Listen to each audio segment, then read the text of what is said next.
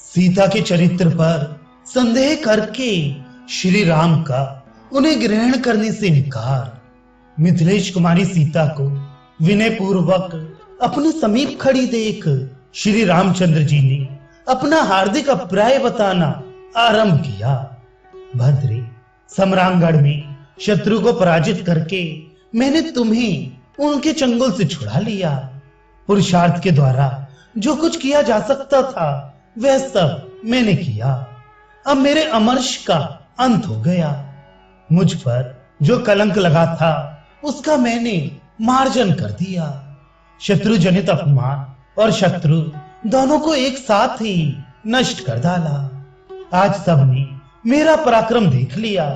अब मेरा परिश्रम सफल हो गया और इस समय प्रतिज्ञा पूर्ण करके मैं उसके भार से मुक्त एवं स्वतंत्र हो गया। जब तुम आश्रम में अकेली थी उस समय वे चंचल चित्त वाला राक्षस तुम्हें हर ले गया। ये दोष मेरे ऊपर दैववश प्राप्त हुआ था, जिसका मैंने मानव साध्य पुरुषार्थ के द्वारा मार्जन कर दिया। जो पुरुष प्राप्त हुए अपमान का अपने तेज या बल से मार्जन नहीं कर देता है, उस मंदबुद्धि मानव के महान पुरुषार्थ से भी क्या लाभ हुआ। हनुमान ने जो समुद्र को लांघा और लंका का विध्वंस किया, उनका वह प्रशंसनीय कर्म आज सफल हो गया। सेना सहित सुग्रीव ने युद्ध में पराक्रम दिखाया तथा समय समय पर ये मुझे हितकर सलाह देते रहे हैं। इनका परिश्रम भी अब सार्थक हो गया। ये विभीषण दुर्गुणों से भरे हुए अपने भाई का परित्याग करके स्वयं ही मेरे पास उपस्थित हुए थे। अब तक का किया हुआ इनका परिश्रम भी निष्फल नहीं हुआ। इस तरह कहते हुए श्री राम जी की बातें सुनकर मृगी के समान विकसित नेत्रों वाली सीता की आंखों में आंसू भर आया। वे अपने स्वामी की हृदय वल्लभा थी। उनके प्राण वल्लभ उन्हें अपने समीप देख रहे थे, परंतु लोकोपवाद के भय से राजा श्री राम का हृदय उस समय विदीर्ण हो रहा था। वे काले काले घुंघराले बालों वाली कमल लोचना सुंदरी सीता से वानर और राक्षसों के भरी सभा में पुनः इस प्रकार कहने लगे। अपनी तिरस्कार का बदला चुकाने के लिए मनुष्य का जो कर्तव्य है वह सब मैंने अपनी मान रक्षा की अभिलाषा से रावण का वध करके पूर्ण किया। जैसे तपस्या से भावित अंतःकरण वाले अथवा तपस्या पूर्वक परमात्म स्वरूप का चिंतन करने वाले महर्षि अगस्त्य ने वातापी और इलवल के भय से जीव जगत के लिए दुर्गम हुई दक्षिण दिशा को जीता था, उसी प्रकार मैंने रावण के वश में पड़ी हुई तुमको जीता है। तुम्हारा कल्याण हो। तुम्हें मालूम होना चाहिए कि मैंने जो युद्ध का परिश्रम उठाया है तथा इन मित्रों के पराक्रम से जो इसमें विजय पाई है, यह सब तुम्हें पाने के लिए नहीं किया गया है।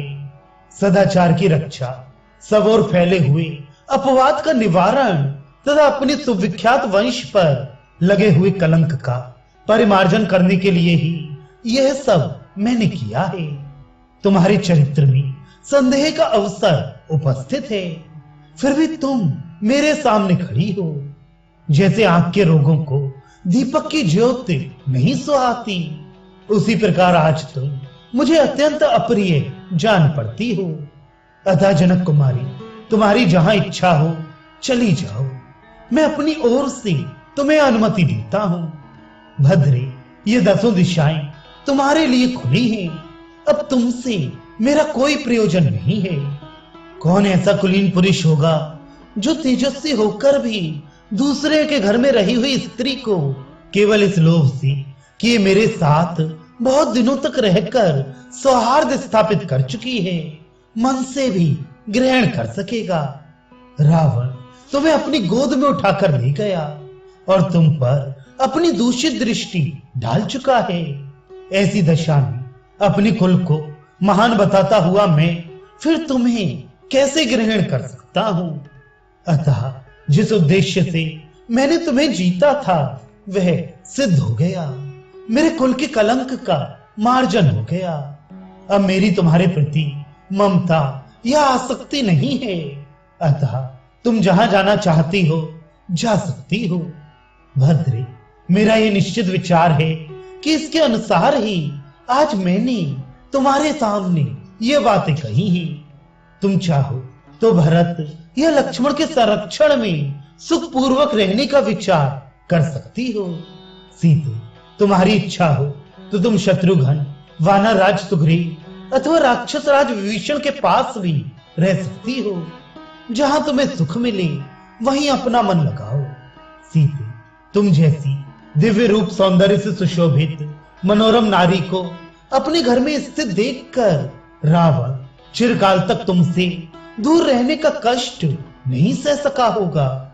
जो सदा प्रिय वचन सुनने के योग्य थी, वे माननी सीता चिरकाल के बाद मिले हुई प्रियतम के मुख से ऐसी अप्रिय बात सुनकर उस समय हाथी की सूंड से आहत हुई लता के समान आंसू बहाने और रोने लगी।